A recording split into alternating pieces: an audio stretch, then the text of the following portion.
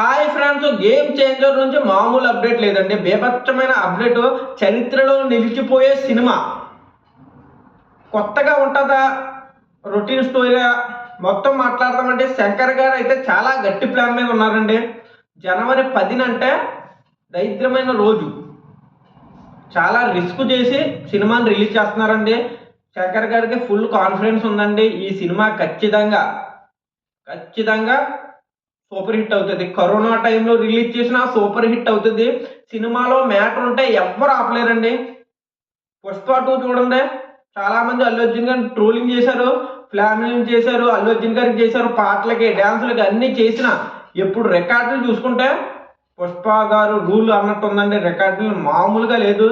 Game changer కూడా అదే రికార్డులు దాటుతుందా లేదా మొత్తం మాట్లాడదాం. రామ్ చరణ్ గారి ఫ్యాన్స్ అయితే లైక్ సబ్స్క్రైబ్ తప్పకుండా చేసుకుంటే డైరెక్ట్గా మ్యాటర్లోకి వెళ్ళిపోదాం. గేమ్ చేంజర్ పై కొత్తగా ఉంటుందంట స్టోరీ. తండ్రి క్యారెక్టర్ అయితే ఎవ్వరూ మర్చిపోలేరంట. డైలాగులు కూడా బీభత్సం, అరాచకం, అమ్మ మొగుడు అన్నట్టు ఉన్నది. శంకర్ గారు 2 సంవత్సరాలు టైం పట్టింది భయ. భారతీయుడు 2 కన్నా ముందు ఈ సినిమా స్టోరీ రాశారు. చాలా మంచిగా రాశారంట. స్టోరీ కన్ఫర్మ్గా హిట్ కొడుతుంది. 1000 కోట్లు దాటుతుంది అంటున్నారు. మెయిన్ హీరో తండ్రి క్యారెక్టర్ అయితే చాలా హైలైట్ ఉంటుందంట భయ. మొత్తం ఒక 4-5 సంవత్సరాలు ఉన్న గుర్తు పెట్టుకునేలాగా ఉంటుందంట క్యారెక్టర్. డైలాగులు కూడా అంతే భయ, మర్చిపోరు అంట. శంకర్ గారు తెలిసింది కదా భయ, పాత సినిమాలు చూసుకుంటే ఒకసారి బీభత్సమైన హిట్లు.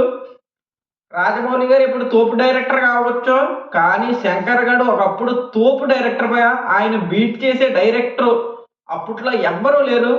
పాటలో ఏఆర్ రెహమాన్ గారు, శంకర్ గారు కాంబినేషన్ అంటే పరిగెట్టుకుంటూ వెళ్ళిపోయేవారు భయ.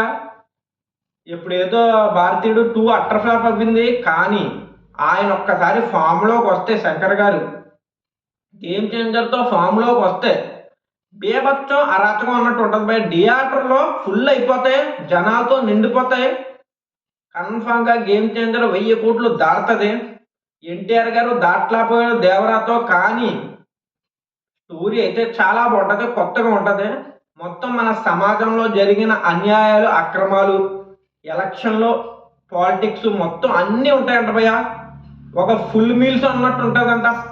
రామ్ చరణ్ గారు హైలైట్ క్యారెక్టర్లు అంట. 2 క్యారెక్టర్లు బేపచ్చు ఉంటా. తండ్రి క్యారెక్టర్ చాలా బాగుంటుందంట. మన రంగస్థలంలో మన రామ్ చరణ్ గారు ఎలా పర్ఫార్మెన్స్ చేశారో దానికన్నా బేపచ్చంగా పర్ఫార్మెన్స్ చేశారంటున్నారు. ఏమవుతుందో చూడాలి. కానీ గేమ్ చేంజర్ అయితే జనవరి 10 వస్తుంది. జనవరి 10 నేను ఒక్కడనే మహేష్ బాబు గారి సినిమా. మహేష్ బాబు గారు, సుకుమార్ గారు కాంబో అంటే పరిగెట్టుకుంటే వెళ్ళిపోయా. జండు బామ్ ఎందుకు తెచ్చుకోలేదో అనిపించింది. అనవసరంగా జండు బామ్ తెచ్చుకున్నా బాగుండ్రా అనిపించింది భయ. తల పోటు. తర్వాత అదే జనవరి 10 మన పవన్ కళ్యాణ్ గారు, శంకర్ గారు అంటున్న త్రివిక్రమ్ గారు కాంబినేషన్ అంటే మామూలుగా ఉండదు భయ. అత్తారింటి దారి అయితే సూపర్ హిట్ అయ్యింది. అజ్ఞాతవాసి ఆ రోజే వచ్చింది జనవరి 10. పరిగెట్టుకుంటూ వెళ్ళాం భయ. సినిమా చూశాను, ఇంటికి పరిగెట్టుకుంటూ వచ్చేసాను. ఆ రోజు సెకండ్ టైం భయ జండు బామ్ ఎందుకు లేదురా అని ఫీల్ అవ్వాను. ఈ సినిమా అయితే శంకర్ గారు, రామ్ చరణ్ గారు కాంబోలో బ్లాక్ బస్టర్ హిట్ అవుతుంది. ఇద్దరికిద్దరే. శంకర్ గారు డైరెక్షన్లో తోపు, మన రామ్ చరణ్ గారు డ్యాన్స్ పర్ఫార్మెన్స్లో తోపు.